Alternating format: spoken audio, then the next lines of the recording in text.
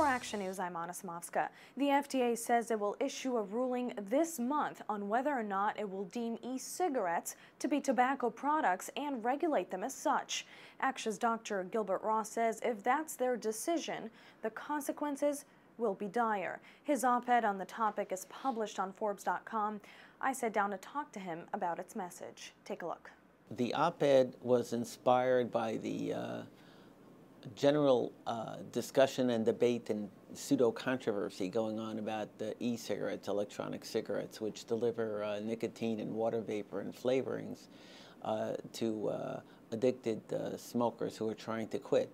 And the approved methods for helping smokers quit, the patches and the gums and the medications, really work barely at all.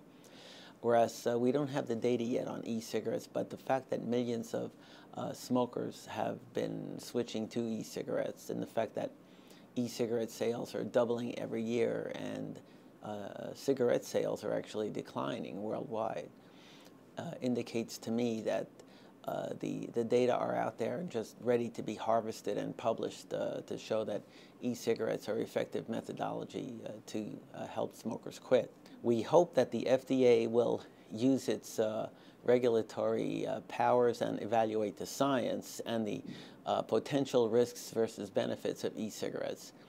The potential risks are minuscule and mostly hypothetical.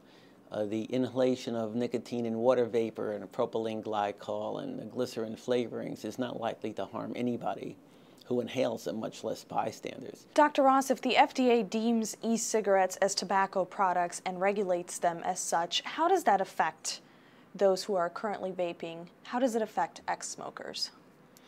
If the FDA deems e-cigarettes to be strictly regulated as tobacco products similar to cigarettes, it will, of course, raise the price until clinical trials are done, which will be years from now, if ever.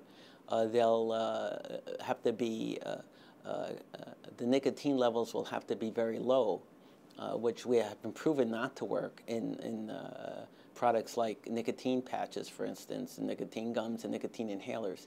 The e-cigarettes deliver a more potent nicotine dose, so to keep nicotine levels low would be basically making them ineffective.